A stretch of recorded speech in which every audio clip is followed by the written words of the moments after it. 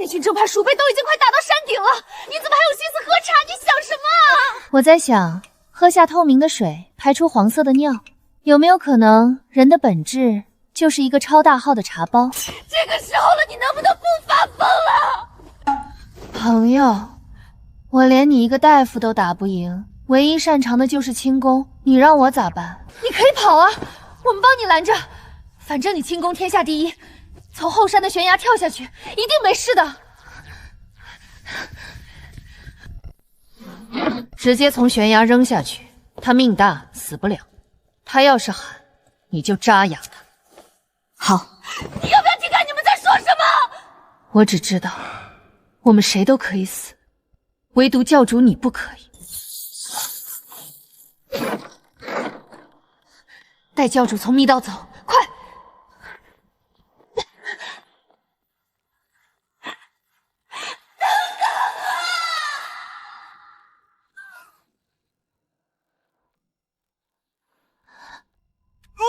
你就是苗云幽吧？我代表天道和你道个歉，把人传送到异世界这种事情之前确实没有发生过，我们深感抱歉。你是？反正是天道派我来的，非要问名字的话，那你叫我小天同学吧。3年啊，你知道我这3年是怎么过的吗？没手机，没有空调，我甚至都不认识他们的文字。这不是已经知错就改了，马上就能送你回去。我问你，我现在回去是回到原点，还是已经过了3年了？对于你原来的世界来说，你只是失踪了3年。我一个大四学生被雷劈到这个武侠古代，现在回去连价值连城的应届生身份都没有了，一句道歉就完事儿了？难道你们不打算补偿吗？应届生身份是什么？很珍贵吗？废话，那是一个读书人一辈子最重要的东西，失去了就再也找不回来了。那要不然，我把你脚下的这座山一起打包送回现代当补偿。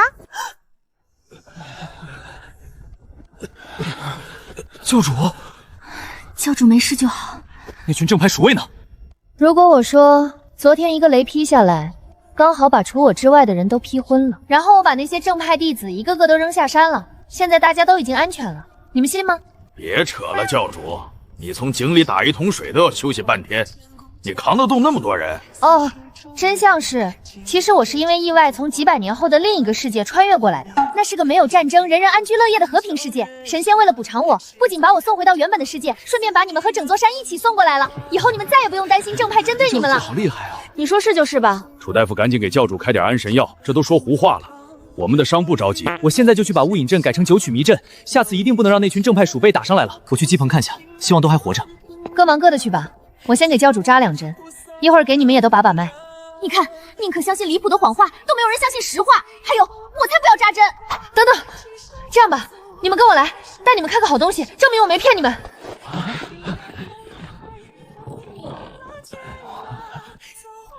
啊，这是什么时候有的？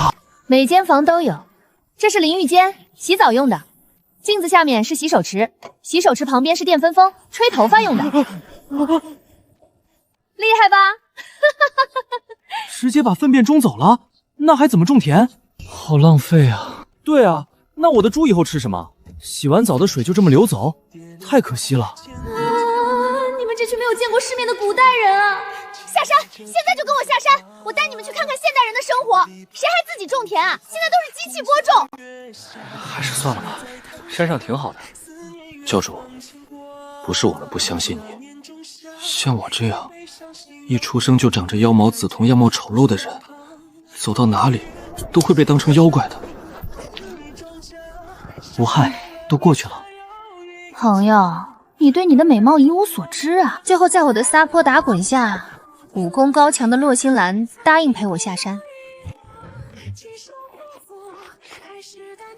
唉，跟着我受苦了，管他呢，带着吧，万一能修呢？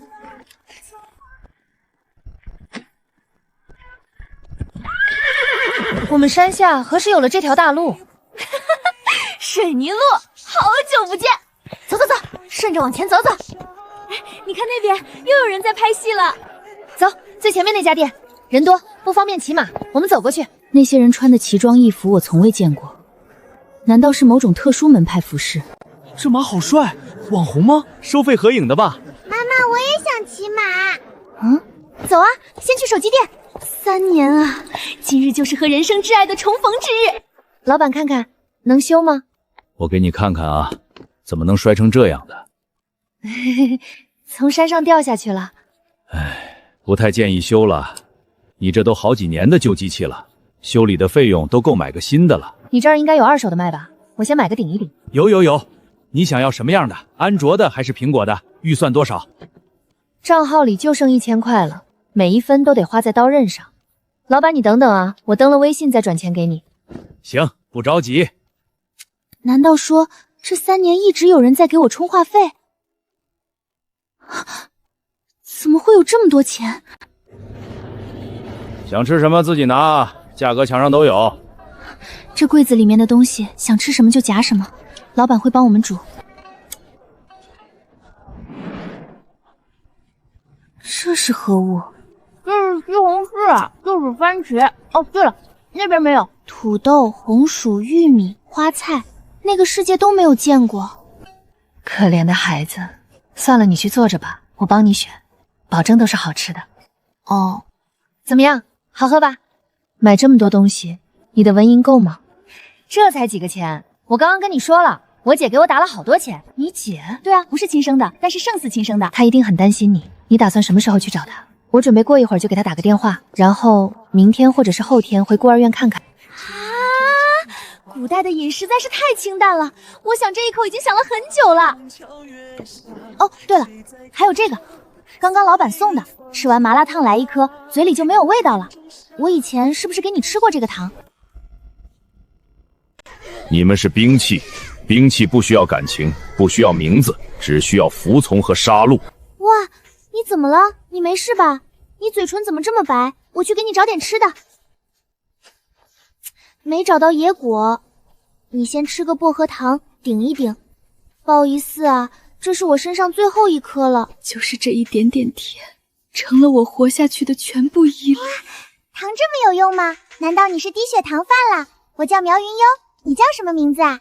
我叫洛星兰。不至于吧，这么辣，你快喝点东西。你去了就可以不用回来了。什么？原本你说没有战争，人人安居乐业，我是不信的，但是现在我信了。你在这里过得很好，有家人，有钱，想要什么，想吃什么，都可以轻松得到。反正现在已经没有人会再追杀我们了，我们可以自己在山上过自己的小日子，就没有必要再拖累你了。你应该回到属于你的世界去，过你该过的生活。洛星瑶，你什么意思？你们要抛弃我？我是这个意思吗？你就是这个意思。还有，你是不是搞错了？我什么时候说我有钱了？这钱是我姐借我的，不是给的，是要还的。就以我自己的资产，买完火车票就负债了，我还指望你们挣钱养我呢。你需要我们帮你还钱？不然呢？你们每个人之前都说要报答我，现在真的可以报答了，要赶我走，这像话吗？真的？当然是真的。从下个月开始制定赚钱计划，你们每天赚不到固定的钱上交给我，那都是要挨打的，还要开会通报批评。哦，他们所有人都不想要拖累我，但是如果是我需要他们，他们万死不辞。这下没问题了吧？还有最后一个问题，问，其实你是可以顺利跳下悬崖的，对不对？那一刻，面对那些攻上山来的正派鼠辈，你是真的想要陪我们这群早已被肾气的人厌弃一起死的，对不对？怎么回事？都说了好几遍了，那悬崖都快500米高了，我没长翅膀，不行不行，真的不行，你怎么就不信呢？哎，你看看你，鼻子都红了，真的有这么辣吗？你等会儿啊，我去给你拿一瓶牛奶，那个解辣。确实挺辣的，辣得我眼眶发酸，辣得我心里发烫。不过我很喜欢一切苗云幽带来的一切酸甜苦辣。这马也太帅了吧，跟镀了金似的，毛色好美，是不是纯种汗血宝马啊？肯定是，你看这体型，这气质，普通马根本比不了，这得值多少钱啊？小姐姐，这马是你的吗？想合照可以付费的。姑娘，这马是你租来的？请问是哪家马场的？品相也太好了，这绝对是纯种阿哈尔堆宝马，传说中的汗血宝马，保守估价也得500万往上，甚至可能摸到1000万级别。不是租的，是我自己养的。苗小姐，自己养的？那你肯定有专门的马场吧？这么好的马，饲料养护不得花不少钱，一般人可养不起。没有马场啊，就养在山上，随便喂点草料，瞎养养的。我的天，山上能养这种级别的马，这姑娘怕不是隐形富豪吧？山上怕不是个私人庄园？这马一看就价值不菲，随便养养都这么好，羡慕了，有钱人的快乐就是这么朴实无华。姑娘，是这样的，我下午要给一个主播拍摄的一组写真，正缺一匹像样的马。你这马简直太合适了，能不能借我们用一下？报酬好说，给你2000块怎么样？2000？我没听错吧？一个下午居然能赚2000块，这钱也太好赚了。主播、拍摄、写真，这都是何物啊？不好意思，是我刚刚没有说清楚，1个小时2000，就用2个小时。我知道这么漂亮的马，主人肯定心疼，我们保证给你们把马照顾好。求求你，就帮我这一次吧。成交。不愧是顶级宝马，这4000花的值。为什么进山还要给钱，而且比刚刚他们吃的那顿饭还要贵？这世道也太奇怪了。有这种骏马加持，我今天一定可以出神图。这景区也不怎么样啊，山不如我们那儿挺拔，水也没我们那儿清澈，空气还没山上新鲜，居然还要收这么贵的门票。这景区的风景确实平平无奇，远不如玄武山的奇山异水，鸟语游花。值了，值了！太美了，必须发朋友圈。对啊，我们山上的风景比这儿好多了，有山有水，冬暖夏凉，还有那么多空房间，为什么不开个度假村赚钱呢？我们也开个度假村吧，就开在山上，收门票，把多余的卧子租出去，再搞点体验项目，肯定能赚大钱。把马租出去虽然赚钱，但这种好事儿也不是天天都有，咱们得想个可持续发展的路子，才能长久养活山上这一群人。你说宁霜能同意吗？宁霜向来敬重教主，此事定无异议。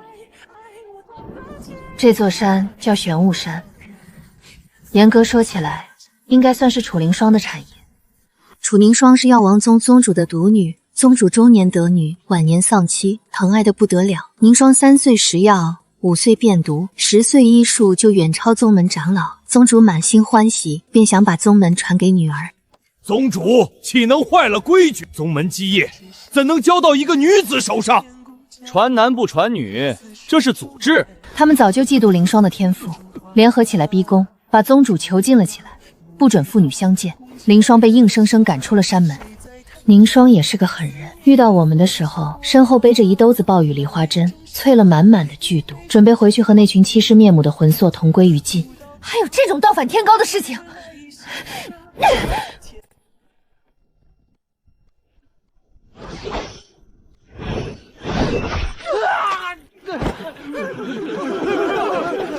小女体质阴寒，不适合修炼轻功。我看姑娘你骨骼清奇，气息灵动，倒是适配。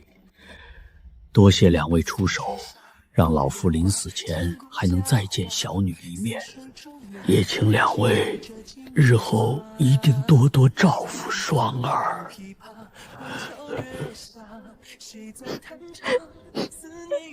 宗主走后，我们便在玄武山住了下来。星兰疗伤，我练轻功，日子倒也安稳。离经叛道，忤逆佛道，弑杀成性，占山为王。可与此同时，我们的恶行也在江湖上传播开来。随着队伍越来越大，我的恶名也越来越响亮。药王宗这名头被人淡忘了，反而有了一个新称呼——魔教。参见教主，参见教主。不管别人怎么叫，在我心里，这座山还是属于宁霜的。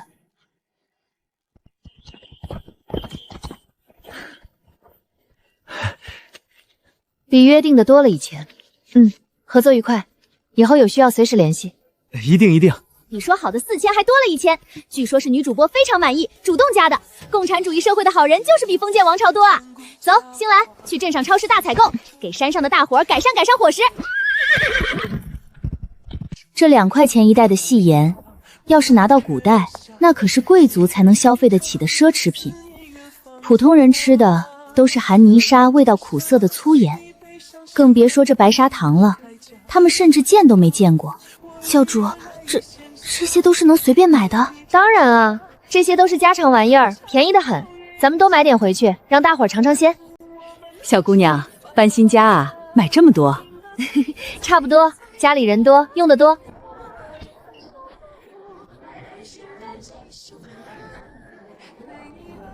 没事儿，我过几天去买个电动的拉货小3轮，以后需要什么直接网购，方便的很。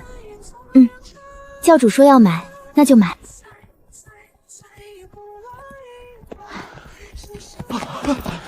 教主，左护法，你们可算回来了！无事便好，无事便好。来，谁接一下？重死了！教主，这袋子是什么做的？看着好特别，又亮又软，还能装这么多东西。这么薄的料子，居然能承重还不会破，比咱们的麻布袋子好用多了。教主，这种袋子还有吗？能不能多弄点回来？这些都是小意思，走去厨房。本教主今天给你们一点甜头尝尝。你们这一日到底去了何处？竟耽搁到这般时候？花钱，赚钱，然后再花钱。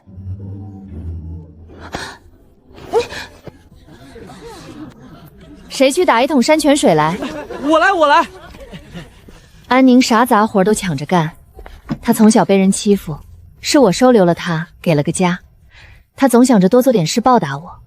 梅苏汤就是古代的酸梅汤，本来是老百姓常喝的解乏汤，可在那个乱世，乌梅甘草都得千里迢迢运来，普通人连名字都没听过，只有皇宫里才能偶尔喝到。来吧，大家尝尝。我先来。乌梅的酸，甘草的甜，山楂的鲜，还有一丝陈皮的清香。这是梅苏汤，果然高手就是高手。传说中的梅苏汤，哇，我也尝尝。我还以为这玩意儿只有皇宫才有。我早年救过太子一命，被赏赐过一碗。老实说，没有这个味道好。真的好甜，谢谢教主。口感清爽，药性平和，能生津止渴、清热解暑。不过用料比例和一些细节还可以再调节。古代的顶级秘方，配上现代的优质材料，再加上玄武山独有的山泉水，这不妥妥的降维打击？来，再看看这些东西，居然有这么细的盐，毫无泥沙，甚至没有半分苦涩。这是糖，如此透亮的糖，竟似冰晶一般。如此晶莹洁白的精米，老夫这辈子都没有见过。竟有这样雪白的面粉，怎么样？现在终于相信我的话了吧？这可是铁证如山，总不能再说是神仙法术了吧？信了，教主果然是神仙。我们这算不算鸡犬升仙？那个词好像是鸡犬升天。管他呢，我愿意给教主当牛做马，我也愿意。苗云幽，院长，对不起，让您担心了。我这2天就回来看您。对了，你默默姐正好在旁边，你要和她说2句吗？定位，买票。明白了，我明天就到。没办法，我姐虽然只比我大2岁，但气场实在太强，哪怕隔了千里，哪怕只是电话里4个字，都能让我瞬间乖巧。我现在必须要回家一趟。这个时辰，对于古代人来说，太阳下山就是晚上，可现在才刚刚8点。对于现代人来说，很多人甚至都还没有下班。没空跟你们解释了，21点35的直达列车票不多了，我现在必须定下来。我陪你去，楚大夫陪我去，我姐身体不好，正好让你给看看。要是真能把张默的心脏病治好，他应该也许就不会抽我了。这是传说中的千里传音，还说不是神仙。算了，随便吧，路上小心一点，如果遇到坏人，尽量不要交手，能让就让。教主是觉得还能有我应付不了的对手。我的意思是，你要是把对方打残了，我赔不起。咱们现在是法治社会，打输住院，打赢坐牢，而且还要赔钱。可不能赔钱啊，我本来就没几个钱了。不是很懂你们神仙。我觉得咱们可以开个度假村，肯定能赚大钱。行啊，教主决定即可。反正山上还有那么多卧室，以前药王宗弟子病人也多，建了100间房，10行10列，现在一共才住16个人，空了一大半呢。原来如此。什么原来如此？你记不记得你有一次在山上喝醉了？哦，那一次啊，记得啊，我好像就喝了1杯就睡着了。怎么了？其实你当时只睡了一会儿就醒了，醒了之后不知道从哪里找了块小石板，手指在上面划来划去，摸摸抠抠了一晚上，还一边哭一边笑，一边说：“我好想你啊，我离不开你，没有你我怎么活呀？”为什么没有人告诉我？我们以为你是经历了什么情伤，所以也不忍心在你面前提这件事情。拜托以后也别提了。哦，你是不是笑了？没有。你明明一直都在笑。请顾客后排落座，系好安全带，目的地秋山孤儿院，立刻出发。所以你其实确实是神仙对吧？连车夫都不需要，这不是仙法是什么？别问我啊，咱也不知道啊。3年不见，咱们这城市的科技都已经发展到这种程度了。回来就好，回来就好。院长，是哪个好心人捐款了吗？我怎么觉得咱们孤儿院翻新了好多？这就是教主的姐姐吗？这种气息只有江湖顶尖高手身上才会有，可她体内毫无内力波动，气息平稳的像个从未习武的普通人。进来吧，先吃点东西。就是我去爬山的时候不小心掉下山崖，失忆了，一直被山上的原住民照顾。3年后恢复记忆，才想起来回来看看。算了，孩子定是受了不少苦。既然这么说，我就不追问了。再把我当傻子，把你头拧下来。我知道姐最心疼我了，这3年一再给我打钱，我也是刚知道，看到的时候我都快哭出来了。姐姐赚钱这么不容易，还每个月给我打1000多。行了，之前的事情我不问了。你学校宿舍里面的东西我都帮你拿回来了，就在仓库里面，你自己去清理一下。后面你什么打算？需要我给你安排工作吗？还有，这位只是朋友。我现在的想法是开个公司，搞个度假村什么的，赚点门票书费。你之前不是说你要考研？那是担心自己找不到工作，婉微的托词。也是，当年给你辅导英语，半信半疑，被你翻译成 half yes and half no 的时候，我就知道你的心思就不在读书上面。嘿嘿，没出息又咋了？有气息就已经很棒了。姐，事情是这样的，就是我的一个远房亲戚忽然死了，留了遗产给我，是一座山，就是我受伤失忆的那座山。他们是山上的原住民，从来没有接触过现代社会，也不愿意下山。我既然继承了这座山，就得负责照顾他们。真的，你别不信啊，他们虽然没有接触过现代社会，但是继承了很多传统技艺。比如说他林双，就是很厉害的中医，我特地带他过来给你看看。可是他没病啊。这都能看出来，这有何难？到了林双这个境界的大夫，光从气息就能判断一个人的身体状态。眼前的张默身体康健，别说心症，连寻常小毛病都没有。姐，你做手术了，还是找到特效药了？如果我说我的一个远房亲戚忽然死了，给我留了家直播公司，里面员工没接触过社会，却都有传统手艺，还有个厉害的中医已经把我治好了，你信吗？信，我当然信。反正我下一步的计划就是好好弄好这个度假村。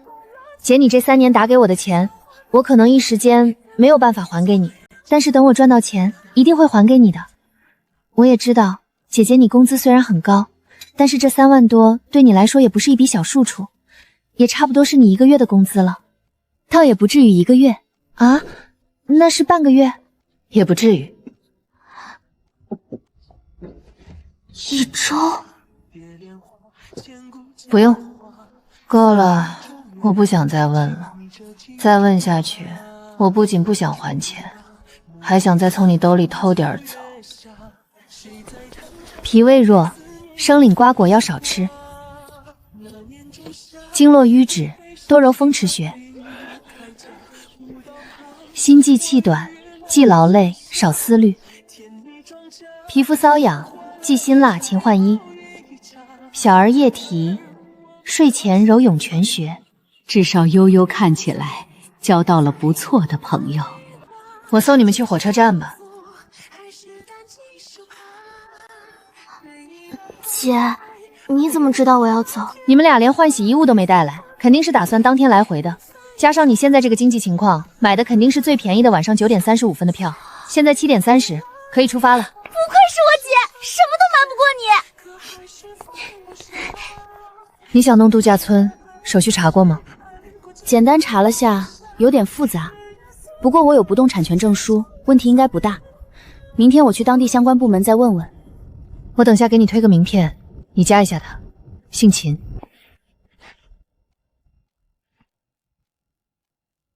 我公司定制的员工机多了一些，送你了。等等，山海直播，就是之前广告里面那个全球用户数突破15亿的公司，这是我姐的公司。我姐真是……你姐姐也是神仙吧？我姐只是个普通人，她怎么可能是神仙呢？都说了，要相信科学。咱们这个世界没有神，没有鬼，都没有，妖精也没有。真没有？没有。应该没有吧？可是她身上的那种气息，真的不是普通人。她当然不是普通人，因为她是有钱人。我们这个世界虽然众生平等，也没有皇帝和贵族了，但是有钱就是老大。是这样吗？当然是。那我也想要教主当老大。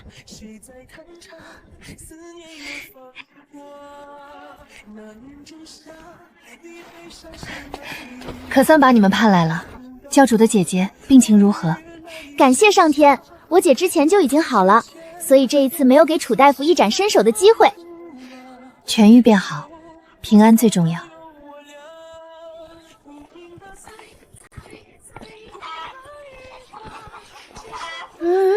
什么东西这么香？谢先生今天用雨露菜做了黄金饼，可好吃了，给教主和2位护法都留了好多，应该还是热的。谢先生厨艺什么时候这么好了？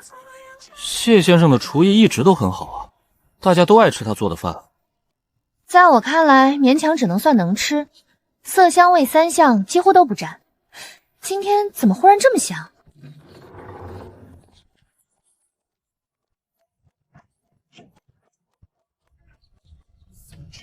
教主，你们回来了，来尝尝我新做的玉露黄金饼，刚出锅的，热乎着呢。玉露，就是我们之前经常吃的那个野菜。这种野菜虽然能果腹，但味道不好，怎么处理都有一股苦味，怎么还专门撒饼上？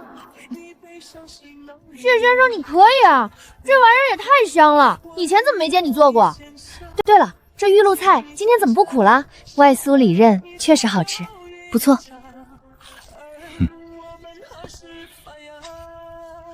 其实玉露菜也不是全都是苦的，顶端那一小节嫩芽香甜至极，只有下面的茎秆才又粗又涩。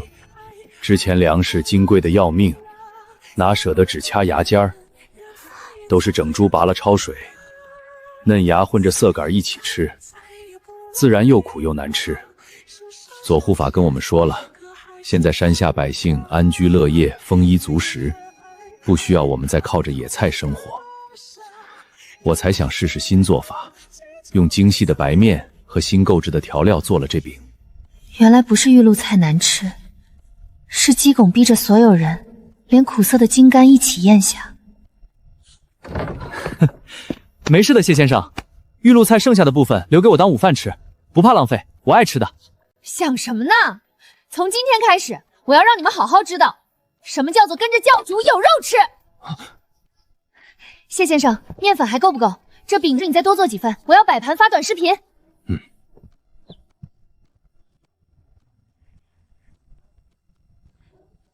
还是要赶紧找个电工，把室内插座安一下，太不方便了。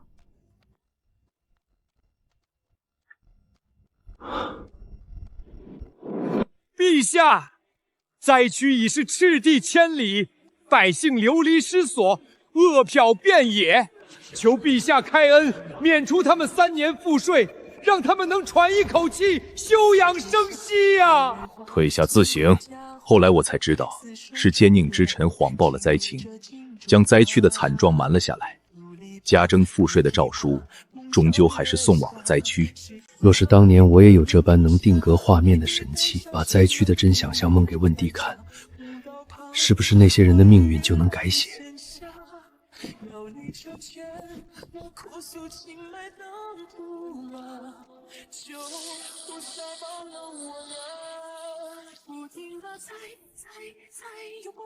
我可真是个天才。姐，我终于弄好了，还有1周就是7月，可以开直播卖团购的预售了。我自己开直播卖吗？我这账号现在才几百个粉丝，万一没有流量怎么办？好吃，比杂粮饭香多了，软糯香甜，不用就菜都能吃2碗。山泉水煮出来的米饭，带着自然的清甜，确实爽口。大家停一下，我宣布一个重要的事情，我打算在咱们玄雾山开一家度假村。度假村是什么？就是用漂亮风景、好吃好喝吸引外人过来玩，进山收钱，吃喝收钱，住宿收钱。既然我把你们带到这里来了，我就希望你们能过上好日子，以后想吃大米饭就吃大米饭，想买什么就买什么，再也不用精打细算。不了吧，教主，现在这样就挺好的，有饭吃，有地方住，不用再奔波，何必再费心费力去折腾呢？太辛苦你了。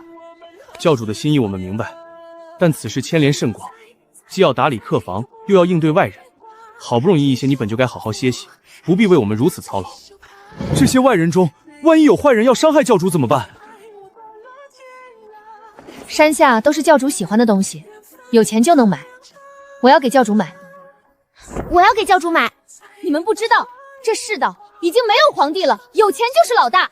我要让教主当老大，买衣服、买首饰、买车、买楼，吃喝玩乐，挥金如土。嗨，不早说！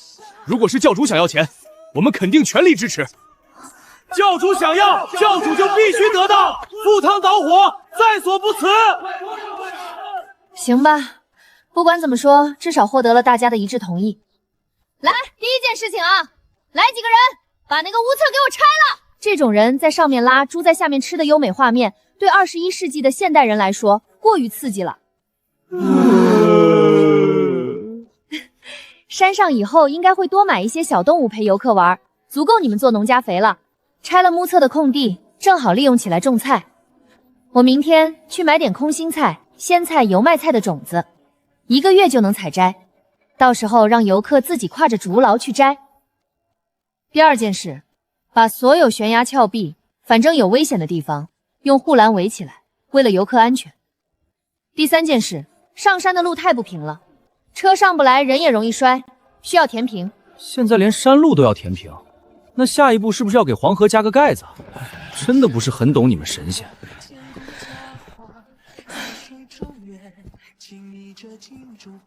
先把楚茯苓药的古法酸梅汤材料买了，老板再便宜点儿，送个雨棚和超长接线板呗。太好了，有了车以后买东西就网购，批量购买比零售便宜多了。这么多消息，没想到一条短视频有这么大影响力，一天时间就这么多人关注喵仙人度假村。救命，这饼也太香了吧，隔着屏幕都能闻到。玄雾山景区以前没听过，想去打视频里的菜是玉露菜吗？从没见过。大厨手艺太好了，口水直流。感谢喜欢。新景区呢，筹备很久了，玉露菜是山里特产，我们大厨身经百战，马上更新。教主，你在这偷乐什么呢？给你挑漂亮裙子呢。这千里传言器不仅可以传话，还可以买东西。这叫手机，不只能买东西，用处还多着呢。那么所以我的酒也可以放在上面卖了？不愧是江南第一酒庄花月坊的东家，江湖第一酿酒大师。教主，你带左护法和右护法都下山过一次，也带我和花影下山逛逛吧。小姐，您忘了上次在江南被那群人追得满城跑的事了。好不容易才跑到这玄雾山清静下来。那不是有你在吗？每次都靠你易容才脱得身，这回有教主罩着，怕什么？你不是想要赚钱吗？这山上还有谁比我会赚钱的？这倒是一句实话。他的花月馆曾是江南第一酒庄，巅峰时单是月营收就够普通人家吃几辈子。要不是乱世又遇灾荒，再加上那群追求者太疯狂，也不至于关门。我还听说山下有很多我们没有见过的食材水果，教主赶紧带我去见识一下。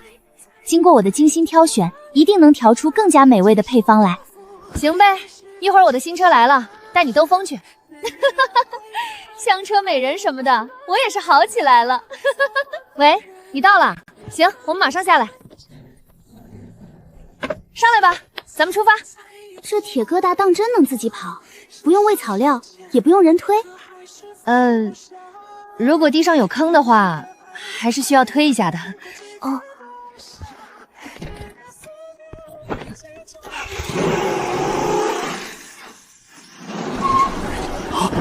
这小姐姐颜值绝了，比明星还好看。在拍古装剧吗？我觉得是 cosplay。这是什么意思？通缉令吗？为什么要摆一个人像在这里？这个不是通缉令，这人是个明星，演戏是唱歌的那种，就有点类似那边的伶人吧。不过地位比伶人高多了。就这位，有好几百万人喜欢他呢。真好啊，不过他也确实长得好看。你别老毛病又犯了，看到顺审的男子就想上前搭话，那怎么了？爱美之心人皆有之，我只是上前聊几句，又没做什么逾矩之事。问题就在于，但凡和你聊过几句的男子，最后都会对你死心塌地，非你不娶，一个个难缠得很，各种要死要活。你忘了上次在江南，那个公子哥为了追你差点跳河了，你就不能收敛一点吗？哎，这一点我支持月貌啊，他只是聊聊天而已，他长得美，他们想得美，这难道也要怪他？就是，还是教主懂我，不多聊几个，怎么知道谁最适合我？难不成要按照那种父母之命媒妁之言来个盲婚哑嫁？凭什么？安心安心，这里早就没有一种事情了，这边都是自由恋爱。自由恋爱有多自由？想和谁谈就和谁谈。那想谈几个就谈几个？倒也是没有那么自由。怎么还有一些明明冬季才能成熟的果蔬，也能在夏天看到？难道这地方没有四季？不要在意这些细节，想吃什么自己挑，随便买。啊，对了，那个长得像是流星锤的黄色大瓜就不要了，太贵了，我买不起。榴莲什么的，咱现在这个条件还消费不起，还是先省省吧。哦，就这家吧。美女，想买点什么？我这的水果都是新鲜的，价格实惠。美女长得好看，眼光也好，一看就是懂行的。我这水果绝对没差扯。对了，你们是住附近吗？以前怎么没见过？绿豆不仅可以煮绿豆汤，还能自己发豆芽吃，共计花了77。本来还想买点种子，但是听说店铺没开门。不过没关系，大不了上网上买，还能便宜点。教主，那是什么？这叫电子秤，是现代的称重工具，比古代的干秤精准多了。现代的1斤是500克，古代的1斤是16两，差不多是600克。你看，那袋苹果就是3670克。不对，这电子秤怕是不准，实际重量绝没有这么多。美女，我这电子秤是正规厂家买的，天天校准，绝对不会错。花月瞻14岁长家，酿酒对比银比要求严苛，他早已练出颠重的火眼金睛。你们市场的公平秤在哪里？一试就知道了。小姑娘家的，一看就从来没有买过菜，在这里胡说八道，滚滚滚，不卖给你们了。我们挑了好半天的东西，你说不卖就不卖，门口明明白白写着缺斤少两，退1赔3，不敢付秤就是做贼心虚，你给我赔钱。让我赔钱？你穷疯了吧？买不起就买不起，还碰瓷起来的了。自己缺斤少两，反说顾客碰瓷，不如把价目表改成抽奖转盘，赌今天缺半斤还是8两，或者在门口摆个温馨提示：本店计量盖位采用老板心情换算制，今日1斤约等于300克，明日可能随天气不动，最终解释权归老板的良心所有。还有，我是挺穷的，余额就剩2.5块，刚够买你的命。你不想活了吧？你信不信我今天让你们走不出这里？哟，你少在这里大呼小叫的！我这人从小就怕狗，被我说中痛处就跳脚，你除了会骂人，还会干啥？有本事去公屏秤啊！没本事就只会在这里嗷嗷叫，跟被踩了尾巴的疯狗似的，吵得人耳朵疼。这小姑娘嘴皮子真带劲。做生意确实要诚信，让他们去公屏秤称一下不就知道了？滚滚滚！关你们什么事情？少在这里多管闲事。这还看不出来吗？这几个女的分明就是来讹钱的。都出来，都出来！有人在这儿闹事。小姑娘，真的我们好欺负呀！识相点，赶紧走，不然别怪我们不客气。哎呀，疼疼疼！我的头，我是不是流血了？又是你们，真是屡教不改。这摊主不是第一次做这种事了，属于纯纯的见人下菜量，却不知他面对的是老手中的老手，行家中的行家。教主，你歇着吧。从上山上大约1公里，铺上一条2米宽的水泥路要多少钱？得到的答案是，光材料最少都要10万。算了，倒也不需要这么快。古代的作息还是太健康了，不太行，这个要改。真是好久没有用这么现代化的东西了，真怀念啊！之前3年用的都是自己竹子和布条自制的牙刷，蘸了楚茯苓配的牙粉，味道怪得很。这种的是啥呀？从哪儿移植过来的？茯苓那丫头从药草园里面挖过来的，说这一块地够肥沃，别浪费了。不错不错。需要我帮忙吗？不用不用。教主，你吃，吃完了可以去休息一下。就离谱，没听说过有人吃完早餐就去休息的，猪的作息都不过如此。对了，那2头猪呢？赶到东边已经围起来了，还是教主想要杀了吃？不了，就养着吧，当吉祥物。主要是我真的很怀疑，吃那玩意儿长大的猪身上的肉真的能吃？这吃了不会死人？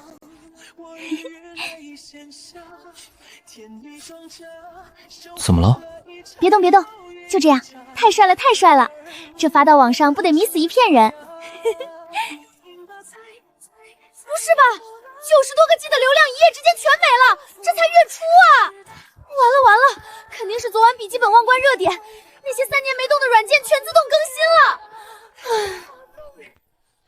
装宽带，必须立刻马上现在就去装宽带。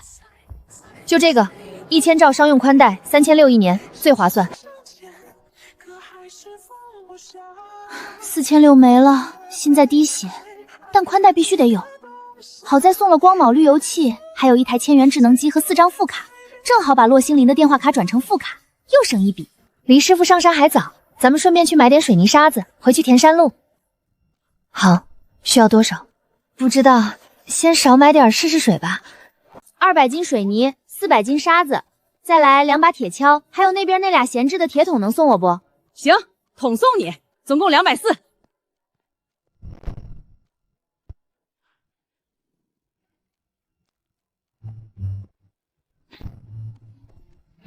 我的娘嘞！这姑娘看着瘦心弱弱的，一袋100斤的水泥，她只用单手。我闺蜜撸铁的，厉害吧？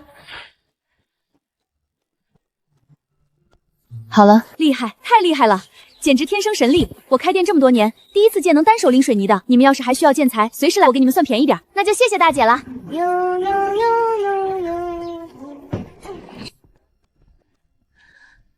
这是啥？也太好看了吧！是茯苓那丫头的巧思，她说外面不打仗了，不需要储存那么多药材，就拿出来一些做药材。这5色同心膏刚出锅，教主尝尝。这糕点看着复杂，其实是按5层来做的，每一层都有不同的功用：乌发养颜、补气养血、健脾养胃、润肺生津、清热解暑。绝了绝了！5种味道互不抢风头，还相得益彰。谢先生手艺越来越好了。茯苓这5种药材选得很好，相辅相成，也不会相克。谢师姐夸奖。你们等下再吃啊，先让我拍一下。这5色同心膏简直是为短视频量身定做的爆款。教主，温测已拆完，接下来是悬崖加护栏还是山路填平？有什么要求吗？不着急的，魏师傅，我买了材料，但还没研究清楚怎么用。下午有人来装宽带，装好了之后咱们再研究这个。对了，等下装宽带的时候，魏师傅也跟着看看吧，可能需要打孔走线什么的。是。等下魏师傅，方便的话让子俊跟我下趟山吧，看看以现代的技术有没有办法治一治他的眼睛。这里很多视力不好的人，带上特定的装置也能与常人无异。我觉得子君可以去试试。楚凝霜和楚福灵都束手无策的眼病，教主说的现代方法真的能有用吗？这些年，子君因为看不清而怯懦自卑，我的心就像被钝刀割一样疼。魏某在此先谢过教主大恩。谢谢教主。别客气，改天咱们就下山去看看。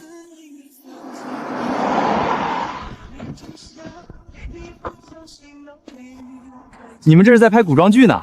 差不多，我们是山上度假村的，这是员工制服，特色服务嘛。这个假腿做的好真实啊！你们这道具也太用心了。哦，这个不是道具，这是真的。不好意思啊。无碍，辛苦两位师傅跑这么远一趟了。哇，好高的山峰！咱们这是原生态景区，都是没动过的。确实比那种人工的景区有味道。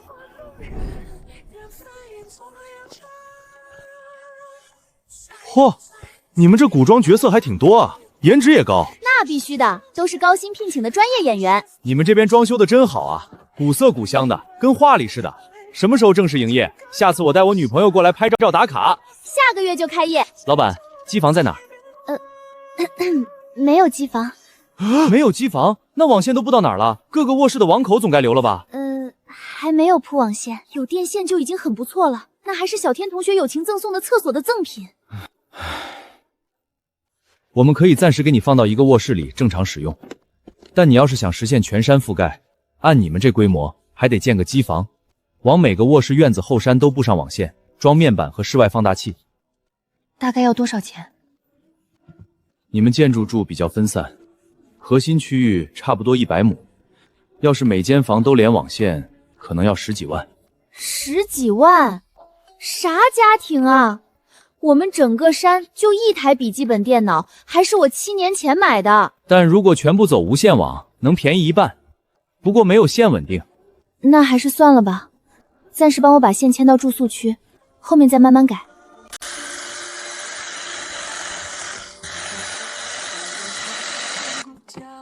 哎，这卧室没有插座吗？没事没事，先用这个接线板。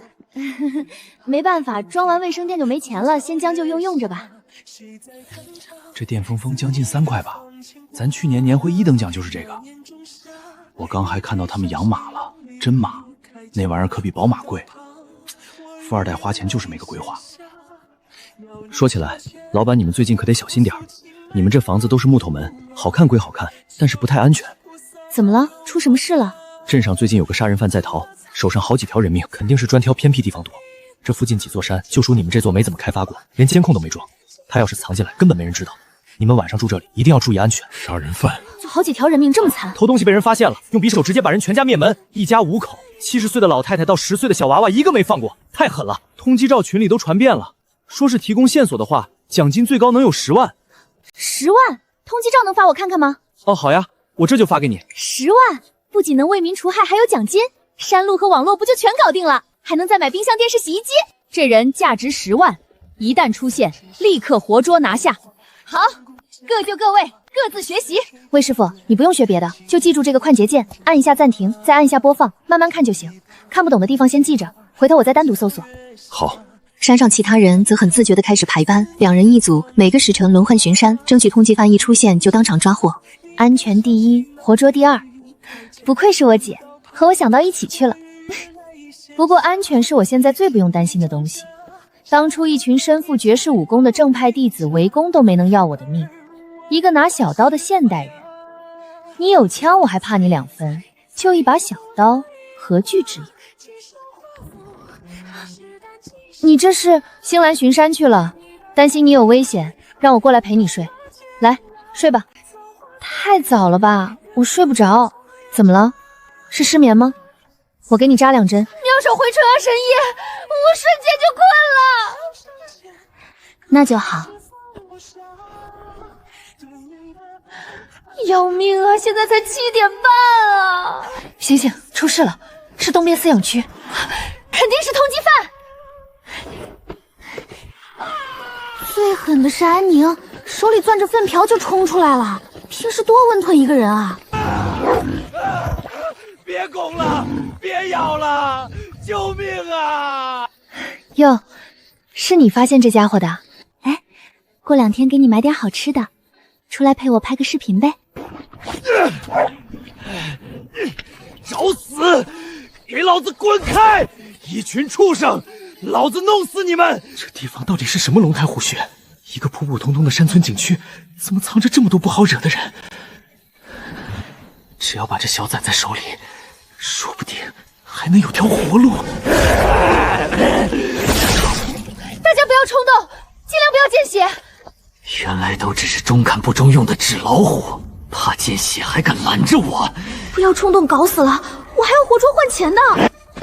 别动，都给我退后，不然我杀了他！你离我太近了。哇，子君好厉害！哼，让你欺负我猪，还欺负子君！你还有点本事啊，还真让你摸到我们山上来了。这么多人巡逻都没有找到你，没有见过的东西，应该是从这身上掉下来的。原来如此，用上这种高科技，难怪能在巡逻的人不发现的情况下摸上山了。给我把他嘴堵住，别让他污染咱们山里的空气。哦，还有，你们这些剑呀、刀啊，先收一收，等会儿有官府的人来。我来！这么好看一个男孩子，怎么就和这玩意儿脱不开关系呢？算了，这次也是孩子好意，下次注意吧。你们打他了？一看就是正当防卫，不用深究。东西呢？你把从林老太太家里偷来的东西藏哪儿了？我不知道你们在说什么。就算我死了，我的同伙也会拿到东西，到时候你们一个都跑不掉。有没有什么办法能让他开口？这家伙嘴也太硬了。当然有。什么东西？疼死了！没事，说。我什么都说。太疼了，我真的受不了了。东西藏在那死老太婆隔壁房的杂物堆里，夹在一本3年级的语文书里，是一张老照片。立刻把东西取回来。是。我刚发现他好像踩到我们用来做针剂针了，难怪叫得这么惨。你这人也是，怎么能乱踩别人的针呢？真是不小心。那能不能麻烦2位帮忙取出来？他这样一直喊，我们不方便带他回去。哦，当然可以。虽然碰了点脏东西，但是回去洗洗还能用。过日子嘛，不能大手大脚。多谢，你们先走，把他带回去。明天一早移送到 B 市。是。感谢苗小姐对我们工作的支持。这个感谢能具体说说？10万的奖励，我们会按时打到苗小姐的账户。除此之外，还有吗？当然了，如果李善红造成了什么破坏，也可以整理相关损失，联系我们对接进行赔偿。政府赔？据我们掌握的资料，用原籍日本在国内潜伏多年，有不少存款，还有日方给他的活动经费，我们已经把这部分钱冻结了。领导，你给我掏个底，赔偿完伤者还有剩的吗？还有不少。那既然如此，如果我说他把我们上山的水泥路和全覆盖的无线网破坏了，能赔吗？你真不愧是张总的妹妹。这位领导，如果我没有猜错的话，你应该是姓秦吧？就是那位帮忙给我办证的秦先生。不好意思，事出紧急，刚刚忘记自我介绍了。我叫秦月川，翻山越岭的越，川流不息的川，隶属于国。难怪默默姐说这人什么证都能办，竟然是国安局的。这种传说中的机构，以前只在小说里面看到过。嚯，失敬失敬。我才是失敬了。这东西看起来比灯笼方便，回头弄一个给教主用。所以，领导，我那些证还要多久？半个月已经是最快了，真的没有办法再快了。行，还是感谢。所以我刚刚说的水利路和无线链能搞不？你连个残骸都没有就现编啊？我怎么走报损的流程？P 图行吗？我 P 图贼溜，以假乱真的那种。师姐 ，P 图是什么？不知道，听起来很厉害。教主说行，肯定能行。我也这么觉得。没错，教主是什么东西？张默之前也没和我提到这一点。你们2姐妹就没有一个正常人是吧？行，水泥地和网络就当我没说吧。领导，你看，我们这个小朋友刚刚被那王八蛋挟持，不仅差点受伤，连眼睛都跑掉了，现在找都找不到。我要求你们给他做个全面检查，顺便配一副好一些的眼镜，这总可以吧？行吧。真的吗？哦，对了，还有这位大叔，你看，多可怜！为了救自己的侄子，断了腿还跟着追，假肢都跑坏了。哪里坏了？你看，现在坏了。我先下山了。明天安排同事过来给你听损，你自己掌握好分寸吧。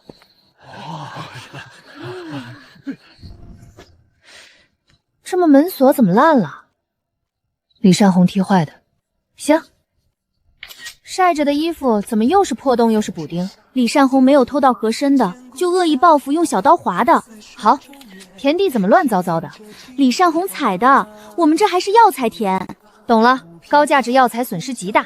对喽，这么栅栏怎么断了？不用说了，我知道，一看就是李善红砍的。没错，栅栏里面的动物有没有损失？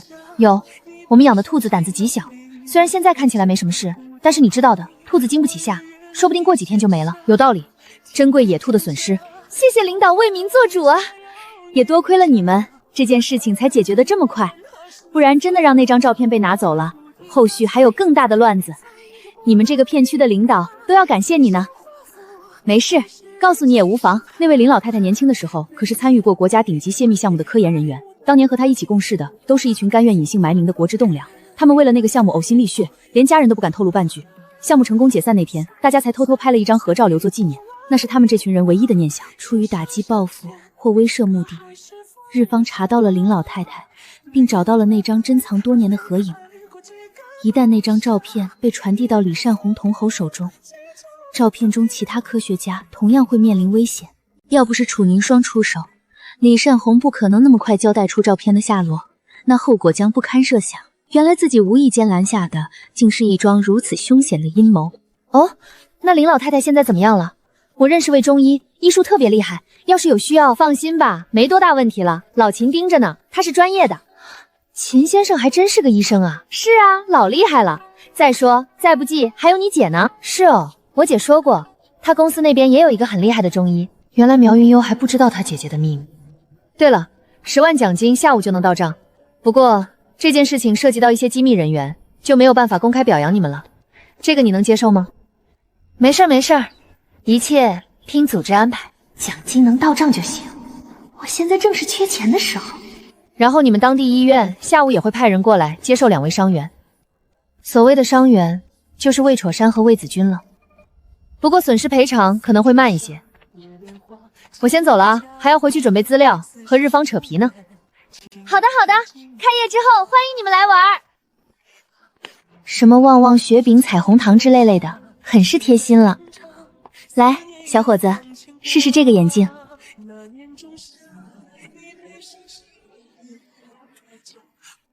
原来世界是这样清晰的。好了好了，男子汉，别哭了。这种感觉好诡异，我怎么飘在半空中？下面那个孩子是谁？谢大人，谢大人好不容易在灾年救了我们的命啊！谢大人明明说过的，熬过灾年就好了，日子会越来越好的，会好起来的。为什么还是变成了这个样子？地里颗粒无收，官府加税，家里最后一把粮食都吃完了，娘和妹妹都快饿死了。谢大人，谢顶年吗？这是之前被谢顶年救助过的灾年。大人之前就藏在这山上，和这山上的人一样，都是遭了报应，被雷劈了，灰飞烟灭了。但是我不信，我爹说谢大人明明这是世上最好的人，分明是积了大德，飞升成仙了。可是我们这些人应该怎么办呢？是老天诚心不让我们活吗？谢大人，如果你真的成了神仙，能不能救救我们？不救我也可以，救救我娘和妹妹吧。妹妹才出生1个月，她还那么小。这是准备单独留给洛星寒的，她喜欢甜食，但这个时候也顾不上别的了。教主，我们到了。哦，那袋没吃完的零食别忘了拿啊。都收拾好了。朦胧中觉得自己刚好像做了个梦，但梦到了什么？不记得了。就这样，保持，别用力。我就知道卖惨是有用的。这群官府的人到底什么时候走？我单腿蹦都比这破轮椅快。这一块应该可以纳入乡村旅游规划吧？符合的，而且度假村做起来之后，也能带动周边经济。和文旅那边沟通一下，把这个路弄一下。好的，领导。不错，好好做。开业之后，当地文旅也会配合宣传。小的们，宣布一个好消息，就在刚才，10万奖金已经顺利打到我卡里了。10万能买多少东西？不知道啊，听起来挺多的。之前说有钱就是老大，现在教主变成老大了吗？还不够吧？子君现在真能看清了，这东西叫眼镜，什么玩意儿做的？太有意思了！哇，能让我也看一眼吗？好像除了我，大家都不是很在乎钱的样子。哎，算了算了，钱的事以后再说。我们还是来分一分这些零食吧，感觉你们对这个比较感兴趣。没花钱的，大家随便吃啊，不要客气。咦，我怎么记得明明有一盒彩虹糖的？奇怪，明明记得带了的。掉车上了吗？不会的，我检查过了，没有掉东西在车上。这样吗？哦，那算了，下次再说吧。如此庞然巨兽，是《山海经》里面的魁牛吗？你们看，里面有人，应该是神仙的坐骑。这是在干什么？搞抽象，还是行为艺术？不好意思啊，我们这边是纯古风沉浸式度假村 ，NPC 都比较入戏，演古代人上瘾了。哦，原来如此，真敬业啊 ！NPC 一个长得这么好看，演技还这么好，你们景区以后肯定能火。这也太好吃了吧！这凉拌野菜也绝了，清清爽爽的。你们这是？那个，昨天你们家大厨做的菜太好吃了，我们吃的都不好意思了。大家今天就各自从家里带了点东西来，都是自家产的，不值什么钱。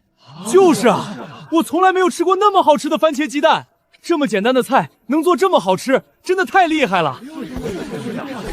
嘿嘿，苗老板，你们家大厨的手艺真是绝了！这香肠是我们家自己灌的，真材实料，没有添加剂。你拿回去让大厨试试，炒着吃、炖着吃都香。这是我们自家用的种子，都是优质品种。这牛肉是今早切的，新鲜的很。现在时间还早，可以先放冰箱里冰着，中午做菜正好。那个，可是我们山上还没有买冰箱。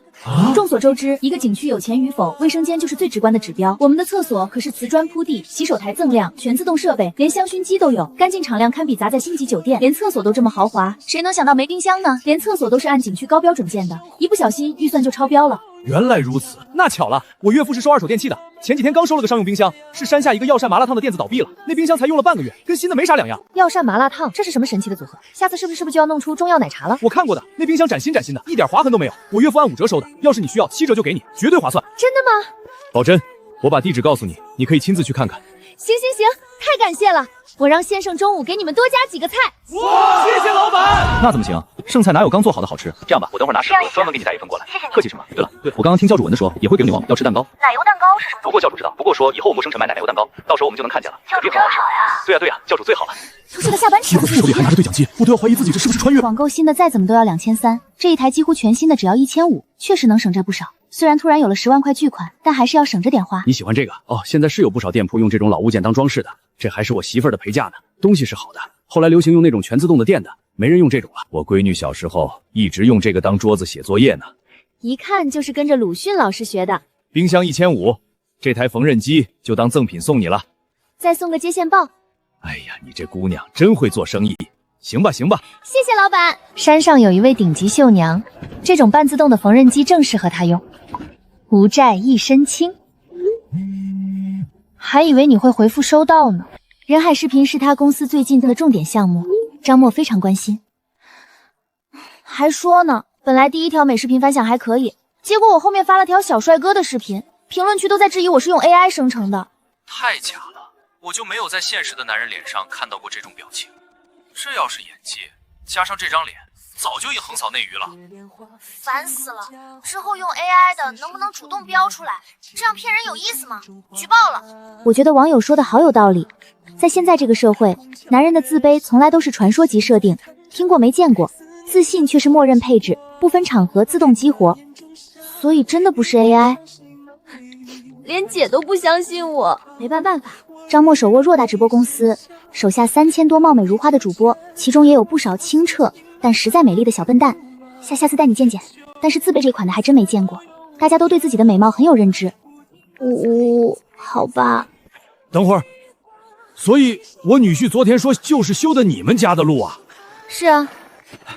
爹，您来了。你小子怎么不把话说清楚？这路都没有修好，这么大的冰箱，你让人家老板怎么拿上去？这冰箱快500斤了。对哦，我怎么忘了？我们这路还要1个星期才能用呢。没事儿，我早就想到了，我找人下来搬，找2个力气大的下来搬东西。起。这到底是哪里请来的 NPC 啊？电影学院和体育学院双学位吗？啊，这是什么东西？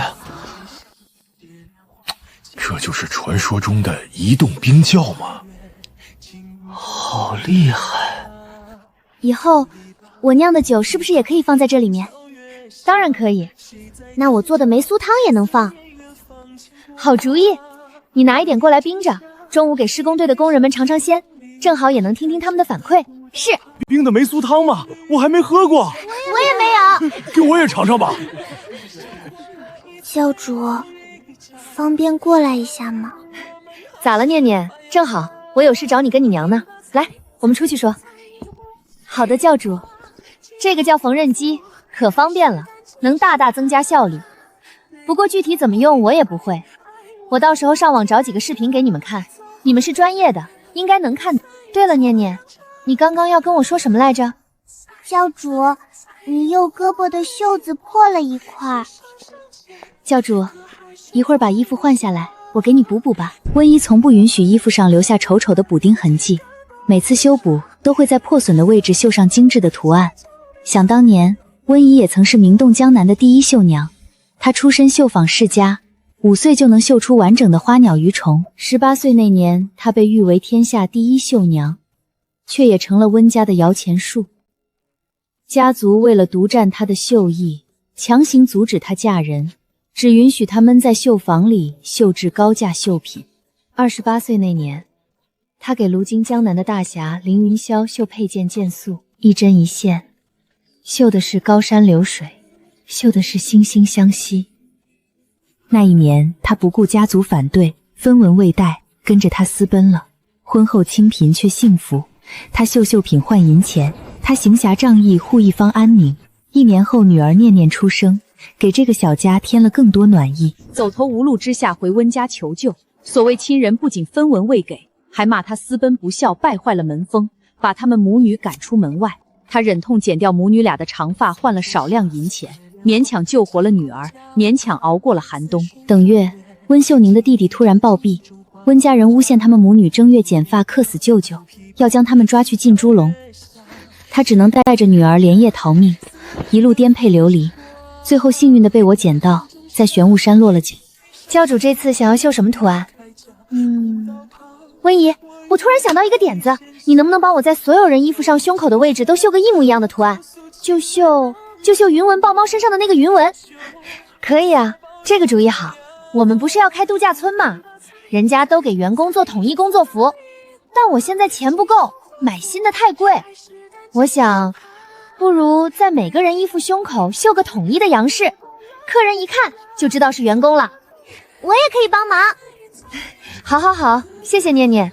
我找缝纫机的操作视频给你们看。哎，我手机呢？这就是教主带回来的法宝。上面这些歪歪扭扭的字应该是法宝的名字吧？教主，这东西需要念咒语才能启动吗？不用念咒语，插上电就行了。话说，这玩意儿做的好像棺材啊。确实很像。听这意思，多用于放置动物的尸体，好像也差不多。有道理，所以放人进去也行。太小了吧，放不进去。切开放可以。那倒也是。行，别在这里看热闹了，你们都忙去吧。古代的窗户都是纸糊的，隔音差还不结实，要给客人住肯定不行，所以我订了一批玻璃。苗老板，你这山上面到底是度假村还是武术学校啊？这一个个人才都是从哪里选出来的？这都是我精挑细选来的优秀人才。对了，钱给你转过去了啊。说起来，王姐你挺信任我啊，这么大一笔钱，你连个定金都没有收我的，你就不怕我放你鸽子？你这么大个山在这里呢，我还怕你跑了。以后多合作啊，有事随时招呼。以前谁家里要是能有块琉璃，都是当做传家宝一样供奉着，这样剔透，没有一点杂质的，我估计皇宫中都没有几件。这简直是拿珍宝当瓦片用啊！不愧是神仙，寻常人家见都没有见过的宝贝，教主一口气就买了800多块。这真不是什么宝贝，就是普通玻璃。这几天大家也都混熟了，有几个工人还主动提出帮我改造电路。谢先生，今天的糕点多多做几份啊，给工人们带回去尝尝。已经备好了，教主放心。工头吃人嘴软，拨了3个有电工资格的来帮忙，材料我自己出就行。怎么这么贵？基建真的好花钱，10万一下子就只剩下一半了。早知道默默姐的钱就不那么着急还了。这贵吗？还不够你办个厕所的。所以啊，苗老板，像你们这种富二代创业，花钱还是要有点规划，别光顾着把厕所修得像5星级酒店一样，就把别的地方都忘了。行吧，古代人觉得我是神仙，现代人觉得我是富二代，解释不清，根本解释不清。火线和营线是这样分吗？穿线管留这么大的余量够不够？红色是火线，蓝色是营线，黄绿双色是地线，可不能接错了。留余量是为了以后检修方便，万一线路坏了还能抽出来换。原来如此，这两叔侄已经被电路科学迷住了。这两叔侄已经被电路科学迷住了，还跟我说他们学会了要上手部操作，被我拼死拦下了，就怕他们一个不小心被电死。不行不行，你俩把电工证考下来了再上岗。公司让无证电工上岗是违法的，抓到了直接罚10万，咱可没有钱交罚款。可是我们真的已经看懂了。零基础考电工证最快只要15天，我相信你们俩的实力和天赋，没有必要这么着急。教主说的对，咱们先把证考下来，名正言顺的上岗。是，伯父。几天后，山路施工彻底完工了，施工队也要撤走了。虽然山上还有2/3的房间线路没装完，但现阶段30间客房够用了。诸位辛苦了，这是我今早刚酿的桂花米酒，请收下。哇，这味儿绝了，比我喝过的所有米酒都香，闻着就甜丝丝的，太舒服了。好喝，咽下去之后还有桂花的香味在嘴里飘，这葫芦真是个好东西。诸位喜欢便好。苗老板，这段时间在你们这儿又吃又拿的，真不好意思了。这个月实在后面的工期已经排出去了，不然一定帮你把电路工程彻底弄完。以后有什么活随时喊我们啊。哪里的话，是我们要感谢大家了，给我们把路修得这么好，还帮忙改造了电路。等开业了，我们一定带家人来住，到时候可得给我们打折啊。打什么折？到时候你们就凭这个酒葫芦来我们这儿免费吃住2天，带家人来或者是送朋友都可以。苗老板大气，一定。大家的动手能力真的很强，完全不需要我操心，毕竟能力越小，责任越小嘛。按照山上的战斗力分布，2只土狗肩上的责任都比我重，有点意思啊。沉浸式古风体验，我们山上这群人可比那些景区的演员专业多了，毕竟是正品古代人。你们谁有才艺，比如说乐器之类的？你们这么看着我干什么？幼年时，父亲确实找过一些师傅教我琴棋书画，但是我着实不感兴趣。我除了读书，其他的时间都在研究厨艺，琴箫笛瑟这些于我而言实在是陌生的很。什么情况啊？咱们这一个艺术生都没有吗？我会。你会？会什么？古琴、琵琶、洞箫都会。你什么时候学的？我怎么不知道？因为师傅教的时候你都在打瞌睡，你当然不知道。也不是很难的东西，我在旁边看着看着就会了。太好了，武林高手还会乐器，一听就很有看点。这种的你会不会？这是什么招式？我从未见过，也从未听说过。可能就是把内力汇聚在琴弦上，然后打到水里，那琴不就碎了？对啊，再好的琴也扛不住这样的内力冲击啊。内力这般分散出去，打在水面上除了好看，实在没有别的用处。若是对敌这般浪费内力，怕是得不偿失。不错，真正的内力御敌讲究的是凝练一击，要么伤敌，要么护身。这般大张旗鼓的镇水，华而不实，与实战毫无裨益。可是这样比较帅啊。好吧，果然电视剧里都是骗人的，现实里的武林高手一点浪漫情怀都没有，一个个务实的要命。你是不是太宠了？既来之则安之，既然教主都开口了，那就试试吧。用琴肯定不行，一定会碎的，但是队长说不定可以。子勋一会儿出来和我对一整。我和左杖法打？放心，左杖法对内力的控制以真化境，不会伤到你的。你现在眼睛已经能看清了，也该多和高手过过招了。是。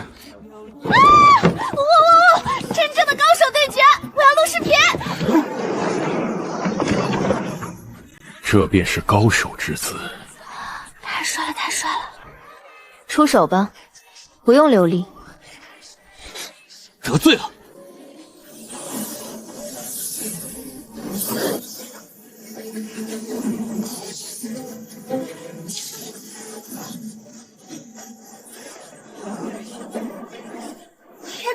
天哪！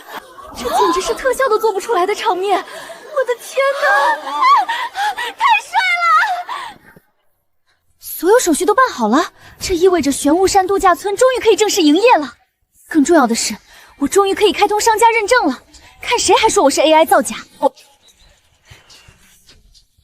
教主，那跑得飞快的铁盒子便是你说的汽车？这玩意儿可比马车快多了，加满油就能跑几百里地，还不用喂草喂料，方便得很。真是奇物。苗小姐，这是你的营业执照、卫生许可证、消防验收合格证明，还有其他相关资料，你清点一下。谢谢，都齐了。教主，刚刚那些穿着统一衣裳办理证件的人，都是官府的官吏？他们属于公务员，差不多吧。他们对百姓态度真好啊。好啦，别再想旧社会了，咱们今天任务还没完成，还有点别的东西要买。这个人证合一显眼终端花了5000块，消防设备又花了15000，这才一上午2万块就没了，赶紧开业吧，不然真的要破产了。搞定了，走，我们去买点好菜庆祝一下。好的，今天就带你去我们的农贸市场见识一下。还有谢先生，我想了一下，以后下山买菜的事情还是交给你吧。一切听教主吩咐。我给你的账号转了5000块钱，等会儿带你去菜场逛逛，体验一下手机支付。其实我也不知道1个月买菜要花多少钱，后续还有客人会来吃饭，可能消耗会更大。反正先用着再说，不够了我再给你转。这就是这里的银钱交易方式。没错，谢先生果然聪明，一点就通，不愧是当过务部郎中的人。这可真是太神奇了，省去了携带银两的麻烦。只是这东西要是被人盗窃走了，没事儿，咱们有指纹解锁啊，就算手机被偷了，手机里的钱还是你。实在是方便。对哦，你们好像还不太认识阿拉伯数字，回去开个会，集中认一认，写一写，以后记账花钱都方便。阿拉伯是何物？是哪个州府的名称吗？哎呀，不要在意这些细节，走走走，去菜场。之前那家缺斤少两的水果摊已经被清退了，现在换成卖水产的了。哎，这家水果店呢？怎么不开了？忍不住老毛病又犯了，又被抓到缺斤少两，总算是被市场清退出去了。你们这市场管理搞得还不错嘛。来来来，谢先生，就在这家买，你来挑，看有没有什么需要的。我看你们这每次出来都穿的古装，是哪里的工作服吗？对啊，开度假村的，就在那个玄雾山。这是我们的账号，马上开业了，欢迎来玩。方便加个微信吗？如果你们后期需要大量蔬菜，我也可以送货上门的。可以啊，不过我们这马上才试营业，估计需求量也不大，后面要的多了就找你。行行行，肯定新鲜又便宜。哦，对了，你如果是对外做生意的，还是要小心一点。据我所知，有的人报复心蛮重的。不瞒你说，就在被清退的第2天，我们其中一个市场管理员走夜路回家的时候，就被人套麻袋打了一顿。虽然说是没有监控，但是这么有黑社会啊？不至于，但是多少有些混的背景，你还是小心为妙。癞蛤蟆趴脚面，不咬人也恶心人啊。没事，让他来呗。这人要是真的敢到我们山上闹事，嘿嘿，那就不是区区赔3倍就可以解决的了。来，点这里，打开付款码，然后让老板扫一下就行了。不着急，慢慢来。成功了，你看是不是很简单？不过是触类同通罢了。这些数字排列规律与算学中的某些原理相通，并不难猜。厉害啊，谢先生，连小数点都运用得当，不愧是中国状元的人。趁着谢先生买肉，我抽空买了台投影仪，以后给大家集体上课用。认数字，学现代知识，规章制度，简体字，扫盲之路任重道远啊。我们也是有办公用品的正规企业了，不错不错。小龙虾原产美洲，20世纪初才引入国内，山上这群古代人肯定没见过。这红壳铁钳的是什么玩意儿？红彤彤的，还有2只大钳子，看着好凶，这能吃吗？这么硬？神仙的宠物吧，看起来好威猛的样子。谢先生，今天的晚餐就靠你了，调上蒜蓉或者是油焖都可以，做法你自己用手机搜搜。感恩感恩。好的，教主放心。认证需要1到3个工作日审核，审核服务费600块1年。通过之后，账号会多一个蓝色的 V， 证明是正规企业。快点通过，快点通过，快点通过！姐，我终于弄好了。我自己开直播卖吗？我这账号现在才几百个粉丝，万一没有流量怎么办？不愧是我姐，公平公正的不放过任何一个赚钱的机会。对张默来说，钱不是问题；对我来说，问题是没钱。门票29.9块，住宿299，会不会太贵了？算了，试营业半价优惠，先看看情况吧。武侠，我们是来真的。不错不错，看起来十分靠谱，一点都不像是一个人均文盲的草台帮子。果然还是有人说我是 AI 造假，不过也有人开始相信了。还有人要看帅哥开直播，今天下午6点30准时开播。Hello， 直播间的家人们，下午好呀！没有无人机哦，是我真人拿着手机在直播。大家看，我现在就在我们喵仙人度假村的峰顶，名为望仙峰，距离景区地面200米。纯的实景直播，没有任何滤镜和特效，你们看到的就是最真实的样子。不好意思啊，忘记自我介绍了，我不是主播，我就是喵萧仙人度假村的老板。放心，我不会嘎在你们手机里面的。哎，好像没在菜园里。最近度假区还有一些收尾工作，比如安装消防设备、整理客房什么的，他可能是去别的地方帮忙了。笑死！山上16个人，一共就4部手机，其他人沟通基本靠吼，哪里是说联系就联系得上的。他一般做事的时候不太喜欢带手机，怕分心。你们要是实在想看，我还是带你们去下面转转吧，说不定运气好就遇到了。真的有？走，我现在就带你们去看。哦对，我比较喜欢攀岩，平时没事就会在山上爬一爬，所以下山快一点很正常啦。一辆跑车120块，虽然平台分走一半，但剩下的也有60，这可是善心人无偿赠送的，感恩的心。好，稍等我半分钟，打电话摇人啊。教主有何吩咐？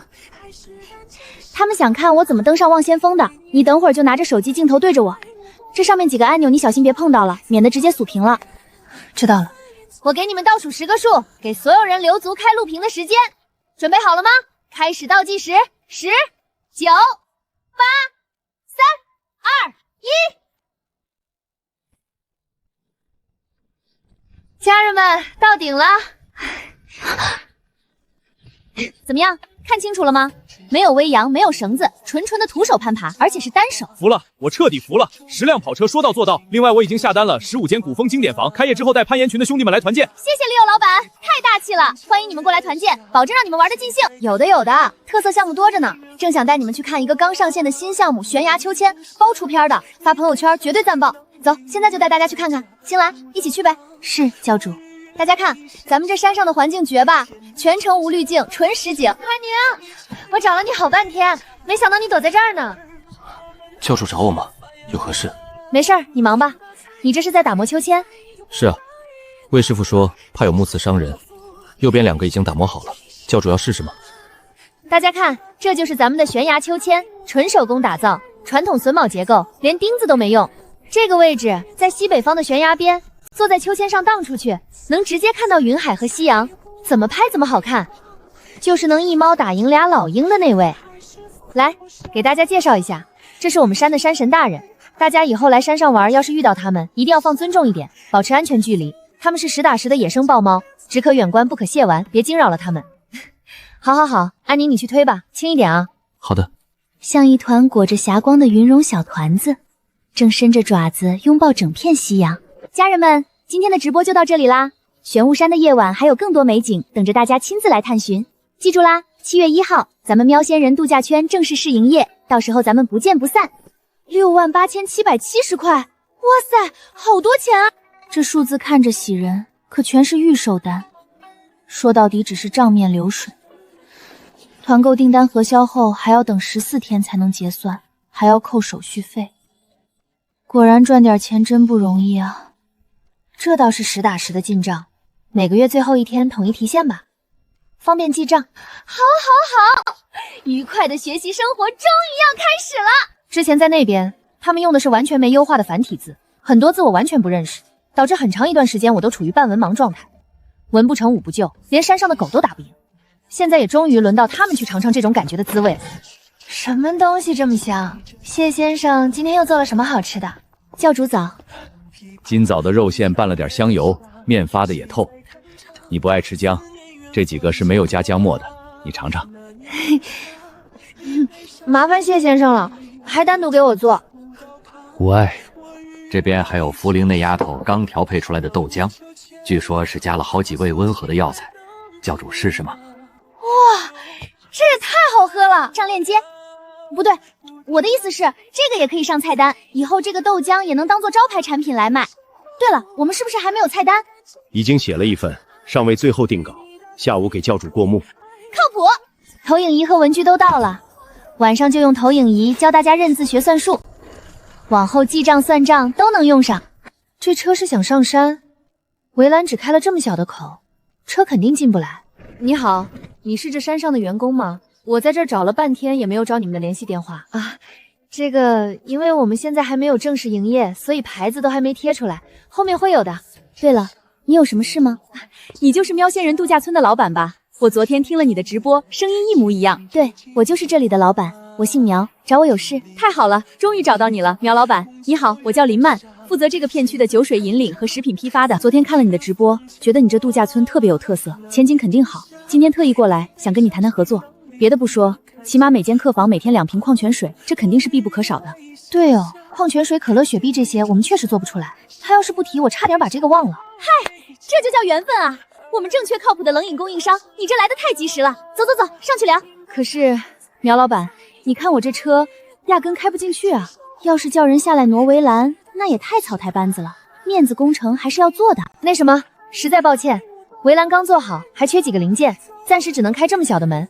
要不你坐我的小3轮上去，这里面一箱是本子，拿来当凳子坐的话挺合适的。不用麻烦苗老板，我自己走上去就行，就当欣赏风景了。林经理，别硬撑了，我们山上的人平时都做这个，稳得很，上来吧。那麻烦苗老板了。苗老板，开慢一点。放心，我技术好得很。苗老板，你这度假村也太漂亮了，简直是世外桃源啊！我已经好久没有看到这种纯原生态的美景了。谢谢夸奖，我能拍照吗？可以，当然可以。直播里看就觉得美，实景更绝，开业了肯定爆火。我原本是打算在这里规划一间小卖部的，但是因为开业比较仓促，商品什么的都还没有准备。苗老板，我们这边可以给你提供最优惠的批发价，矿泉水、可乐、雪碧这些饮料都有，还有各种口味的冰棒、雪糕，还有各种各样市面上常见的零食。另外，我可以免费给你们投放2台自动售卖机，放在人流量大的地方，客人买着方便。这个听着有点意思，展开说说。不光生是自动售货机，小卖部里需要的冷藏冰柜，我也能给你们申请2台全新新的，纯免费使用，不用你们出1分钱设备费。还有这种好事，做慈善呢。但我们公司这边有个基础风控规定，2台自动售货机加2台冷藏冰柜，需要收取2万块的设备押金。这钱不是扣下，只是做个保障，毕竟都是全新的设备。押金？不好意思，给不了1点。2万块的押金，我全部的现金流加起来也就15000多。我们公司的押金退还很实在，只要你们每年从我们公司的采购额达标，这2万块押金会分3年退还给你们，每年达标就退1/3，3年期满全部退清。唯一的要求就是这2台售货机和2个冰柜里面全程只能摆放我们公司饮品、雪糕和零食，不能摆其他家的货。哦，他腰不好，那我知道该怎么办了。林经理，你看看，咱们光顾着谈合作，都没有好好给你介绍一下我们的度假村。合作的事不急，咱们先逛一逛再说。什么？刚刚不是已经逛了不少东西了吗？教主，楚大夫，这位是林经理，上来和我们谈合作的，腰不太舒服，你帮他看看。苗老板，这是做什么？景区节目？不是节目效果，人家正经中医大师。不用麻烦了，我这是老毛病，生孩子落下的，休息一下就好。产后劳损日久，气血拼虚，寒湿侵入经络，导致腰部经脉淤堵不畅，久坐久立走路都会加重痛感，阴雨天更是酸痛难忍，夜里翻身都受影响，对吗？望闻问切，医者之本。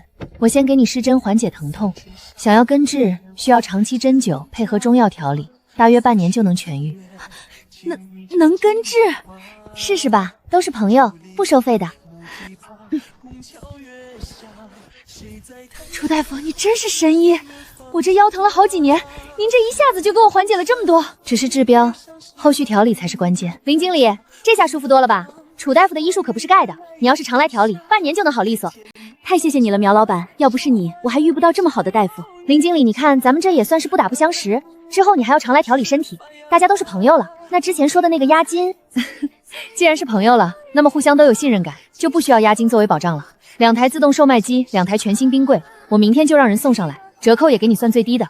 不过首批货品你最少得定5000块的，这是我的底线。没问题，林经理你太仗义了。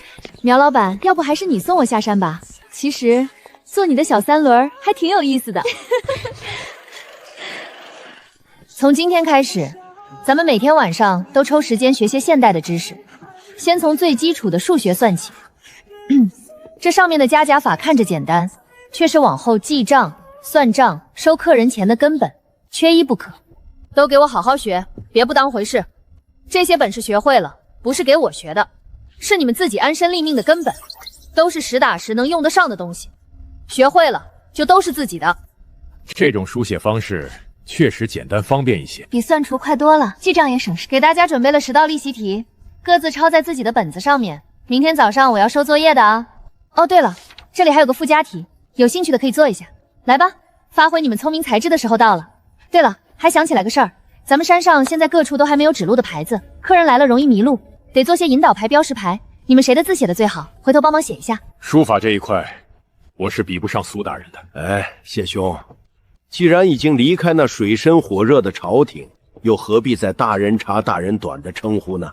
多见外。哎，谢大人这真是折煞老夫喽！快别这么说，你这状元郎的笔墨那是堂堂正正的朝堂风骨，锦绣文章配俊逸书法，老夫怎敢在你面前班门弄斧？老夫这手上的字不过是闲来无事跟着星象走势练的几笔草书，算不得正统功夫。不过话说回来，教主这边若是用得着老夫，那自然是义不容辞。不就是写几块牌子提几个字吗？保准写得清清爽爽。别一天天这么多废话，教主让你写就写。好好好，一切都听教主和家主的。据我所知，这里的文字与我们那边不同，名为简体字。教主若方便，把需要写的内容用简体字誊抄一份给我，我会从旁督促爷爷完成，确保字迹清晰，无有错漏。靠谱。哈哈，我也可以帮忙。行，有你们帮忙就省心多了。其实都很简单，主要是一些上山路的指示牌，字不多，清晰好认就行。上山的路，沈将军，教主还是直接叫我沈燕即可，不必如此见外。教主有何吩咐？好，好，好，我老忘了。沈燕，给你安排个差事呗。从山下进门处到咱们山上还有1公里左右的距离。你们可能不清楚，现代人大都娇生惯养，走几步路就喘，1公里山路对他们来说简直能要了命。最开始这1个月，你把你们之前用的那辆马车拿出来用用，就是当年逃命用的那个马车，就来回拉游客上山。一来解决走路问题，二来马车也算咱的特色。好的，教主，我这就去把马车收拾一下，立刻就能投入使用。设备到位了，饮料零食也全了，接下来就差开业了。安宁，这道附加题你做出来了，你的解题思路是什么？思路啊，我就是从一刚开始，一个个往里面试啊，才试了400多次就出来了，还挺好玩的。当时试出来的时候，可有成就感了。你还真是一身使不完的牛劲儿，这哪是靠脑子，这分明是靠毅力啊！既然大家数学都还过得去，就可以开始分配人员了。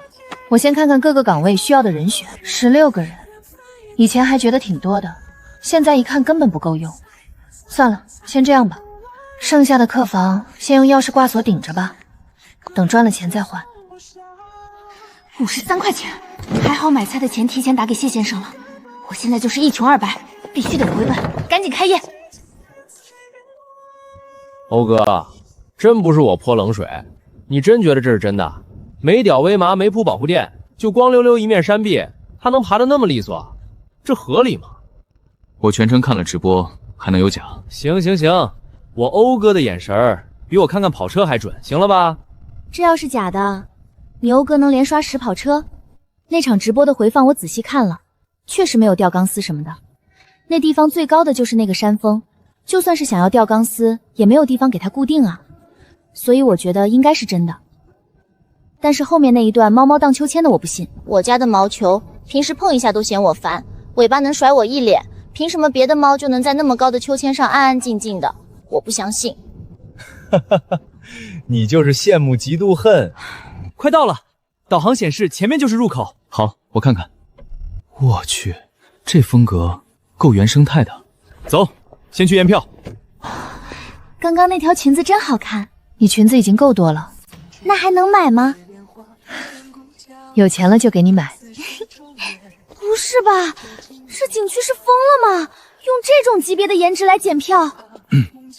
你好，我们团购了10张门票，麻烦核销一下。请出示一下团购码。对了，请问你们老板今天在吗？他问的应该是教主。哦，不好意思，还不太习惯这个称呼。我们教主现在在住宿区处理需要住店的客人。教主？从检票就开始沉浸式体验了吗？有点意思。往上走1公里可以到达山上。当然了，如果大家不愿意走，也可以选择乘坐马车上山。只是马车刚刚送完一批游客，返程还需要一会儿。马车？真的那种马？若非是真的马匹，还能是什么呢？这环境确实不错，就是不知道马车怎么样，别是那种破破烂烂的观光马车吧？这你就别抱希望了，真要是那种比赛用马，也不可能沦落到这里拉车啊，一个噱头罢了。就是，我觉得老板能想出这种点子已经不错了，很符合设定啊。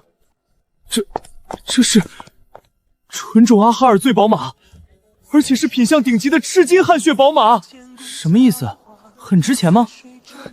这不是值不值钱的问题，赤金色的汗血宝马比枣红色稀有10倍不止，全球存栏量屈指可数。这种顶级品相的，每匹保守估计价值1000万往上，有钱都不一定能买到。用价值1000万的赤金汗血宝马当马车，这度假村老板到底是什么神仙人物？各位客人，马车准备好了，可以上车了。一次最多乘坐8人，诸位可以分2组上去。我要先上去。那你们几个先上去，我们等下一辆车。哇，这就是直播里面那个山峰！我的天哪，这么高！我勒个豆啊，这是人能爬的！我服了，这地方想吊威也没办法呀。可是我还是想试试。一会儿再说，我们先去住宿区，正好他们老板也在那边。这也挺好啊，起码很整齐，没有破坏队形。有道理。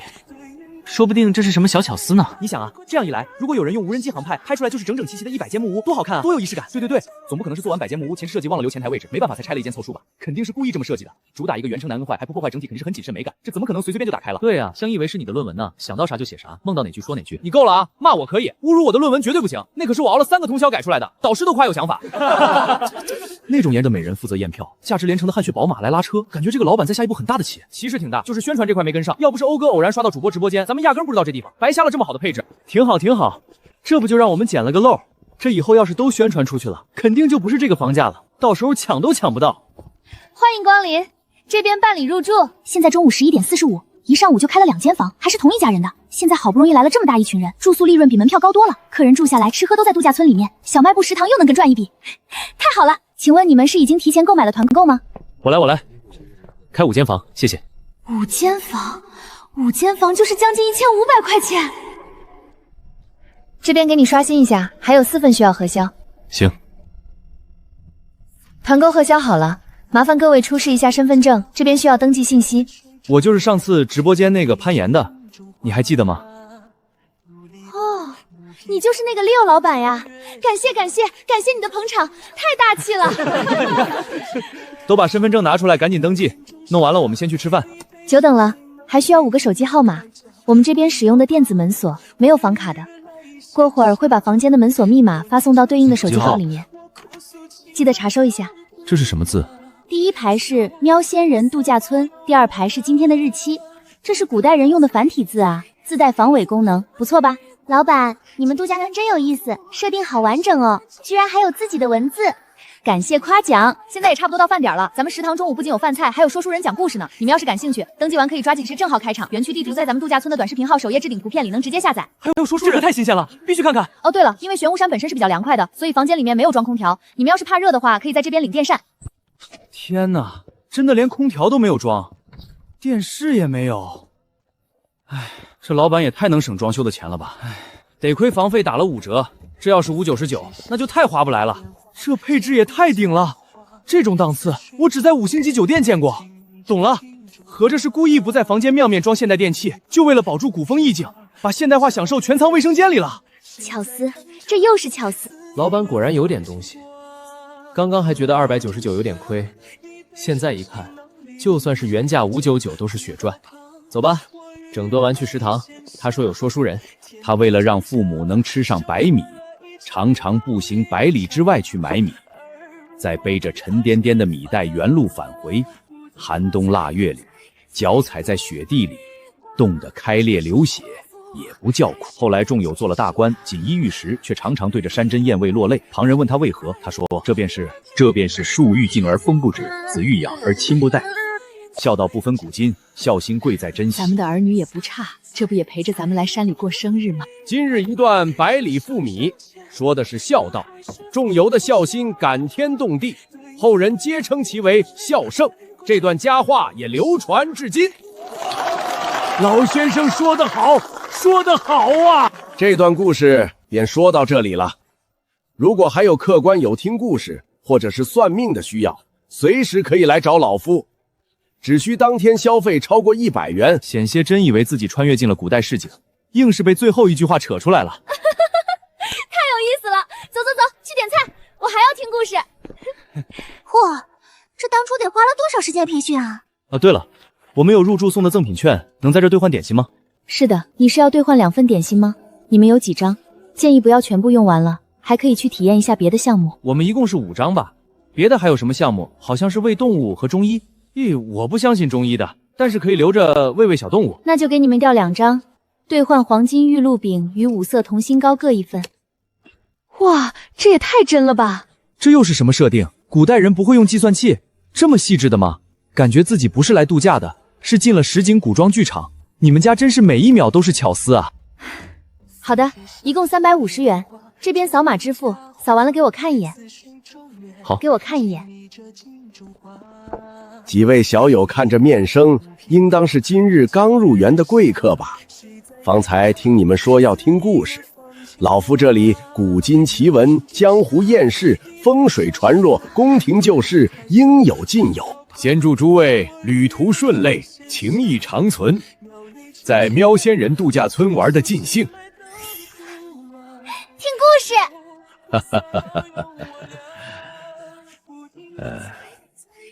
只是故事分千百种，有神话志怪，有历史典故，有江湖情仇，亦有风水奇谈。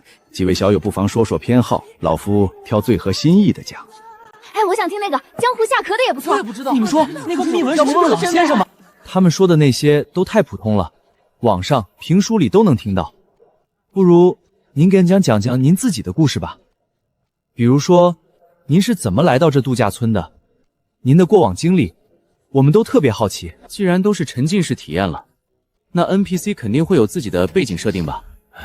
老夫的过往算不上惊世骇俗的趣事，更不是什么值得夸耀的风光往事。不过既然诸位小友有心想听，老夫说说也不妨。老夫姓苏，吴望奎，出身于风水世家苏家。自前朝起，苏家便执掌皇家钦天监堪舆科，专司皇家风水勘测、龙脉护持、阵法布设之事。家族传承逾100年，经手的皇家堪舆事宜，从未有过一日失责，更未出过半分差错。诸位或许不知，古时皇家最重风水国运，皇陵龙脉勘测、祭祀大典方位，全都是钦天监堪舆科的核心职责。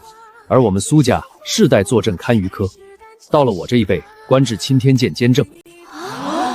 钦天监监正，好熟悉，在哪里听过？《甄嬛传》里面有。哦，想起来了，好厉害！诸位过誉了，这没什么厉害的，不过是苏家世代传承的手艺。老夫不过略懂些皮毛罢了。所谓说白了，就是顺天地之势，应自然之理，观山川脉络，察阴阳调和，谈不上什么通天本事。那后来呢？钦天监监正不是应该在皇宫吃香的喝辣的，怎么就从皇宫来到这深山度假村了？那已经是几年前的事情了。当朝天子问帝登基多年，却一直子嗣单薄，膝下只有寥寥3名皇子，迟迟没有新的皇嗣降生。就在这时，有趋炎附势大臣揣摩圣意，竟然说陛下迟迟无子，是因为后宫妃嫔生辰与陛下不合，阴阳不调，恳请陛下广纳后宫，挑选生辰相合的女子入宫。这能有用？当然没用了，这不过是那问帝色心四起，40好几了还不消停，想多找几个年轻漂亮的女子进宫，找的由头罢了。我们算出来的结果根本就不重要，反正最后的结果就是招了一批京中貌美的女子进宫，其中一个女子竟然没过多久，网友真的怀孕了。皇帝大喜，立刻升她为林贵妃，赏赐无数。这也太不科学了吧！一个宫中设立法阵，还能左右生产安危？说白了，就是给皇帝和贵妃一个心理安慰罢了。林贵妃怀胎10月，到了生产之日，突然遭遇难产，宫中人仰马翻，太医院的太医们束手无策。直到这时，大家才发现，林贵妃怀的竟是双生胎。第一个出生的是男婴，落地时便没了气息，是个死胎。好不容易等第二个孩子降生，是个女婴，好歹还有气息，算是活了下来。那真是不幸中的万幸了。还好活了一个。话是这么说，可这结果根本不是问帝想要的。问帝满心期待能得一位皇子，延续皇室血脉，结果皇子夭折，只留下一个公主。他勃然大怒，当场就说这女婴是妖异之相，克死了自己的兄长，要立刻将这刚出生的公主处死。有病吧！虎毒不食子，这皇帝也太狠心了。好在林贵妃拼死相护，以死相逼，才保住了这个女婴的性命。可帝王的怒气总要发泄，总不能怪皇帝自己，更不能怪刚生产的贵妃，这锅自然要有人来背。我懂，肯定是太医院和青天剑背锅，电视剧里面都是这样。小友很懂啊。那是自然。太医院一众太医被罚俸3年，算是从轻发落。可我们青天剑就没这么好运了。问帝下旨，称是我青天监不舍的平安法阵出了漏叟，逆天改命，将贵妃腹中的皇子改成了妖异之相的双生子，才导致了皇子夭折的惨祸。直接下令将我苏家满门抄斩，一个不留。等，双生胎怎么就是妖异之兆了？民间生双胞胎都算双喜临门，是吉兆啊。吉凶不过是皇家的一句话罢了。生得下来那就是吉兆，生不下来那就是妖异。皇家要的从来不是真相，只是一个发泄怒火的借口。那凭什么太医院只是罚俸，你们苏家就要满门抄斩？这也太不公平了。我们存在的意义，现在看来就是说出他们愿意听的话，佐证他们想要的结果。这样的职位谁都能替代，自然不值一提。百年世家的荣耀，在帝王的喜怒面前，竟如此不堪一击。然后你们就逃出皇宫了？是，还好我孙女算出当天应有大劫，提前逃出皇宫。家人后续来追杀我们的沈将军一时心软，放过了我们，这才让我们遇到了教主，来到这一处风水宝地，从此隐姓埋名，过上了安稳平静的生活，再也不用理会皇家的尔虞我诈。沈将军又是谁？也是度假区的 NPC 吗？这位沈将军你们应该都见过的，便是今日在山路上赶马车，身后背着一把弓送你们上山的那位英武男子。哦，想起来的，帅的。那沈将军为什么要心软放了你们？他身为朝廷将领，违抗圣旨可是死罪啊。这就是沈将军自己的故事了，其中缘由老夫不便多言。老夫的故事就讲到此次了，不知几位小友听得可否开心？太好听了。诸位听得开心便好，老夫也该下去歇片刻，养养精神，就不耽误你们用饭了。祝各位用餐愉快，吃得尽兴。辛苦老先生了，慢走。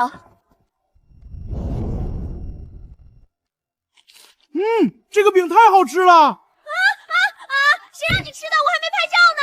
妈呀，这个饼确实好吃，再加2份，不3份。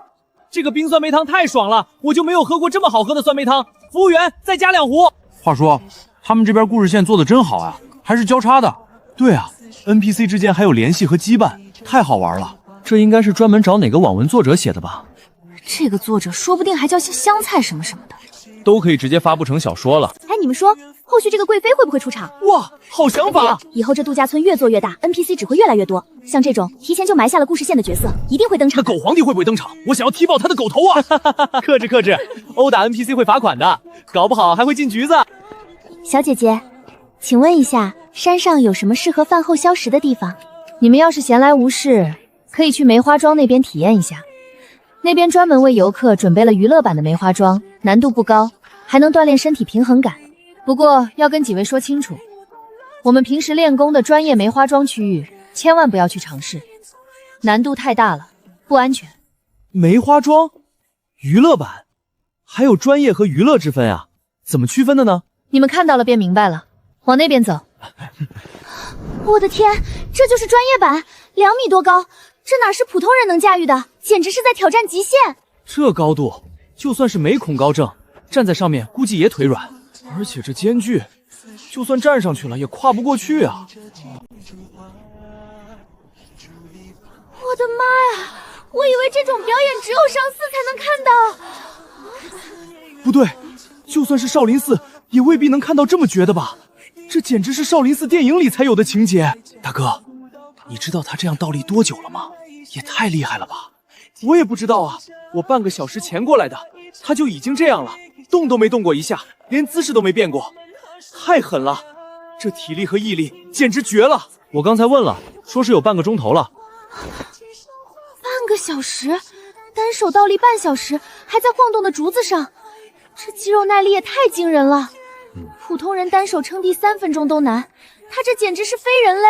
来来来，到时间了，都过来吃饭吧。今天谢先生做了好多好吃的。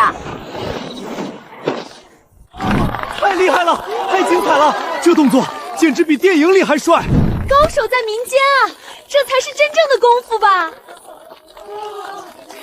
见笑了，献丑了，不好意思，我要去吃饭了。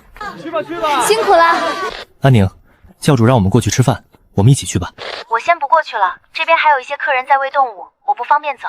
你们先吃，给我留一些剩菜就可以了。那怎么行？剩菜哪有刚做好的好吃？这样吧，我等会儿拿食盒专门给你带一份过来，保证是热的。这样也行，谢谢你。客气什么？对了，我刚刚听教主说，今天客人里面有过生辰的，他们这边过生辰要吃蛋糕，还要吹蜡烛，好像叫什么奶油蛋糕。奶油蛋糕是什么东西？我也不知道，不过教主说，以后我们过生辰的时候也会给我们买奶油蛋糕，到时候我们就能看见了，肯定很好吃。教主真好呀！对呀对呀，教主最好了。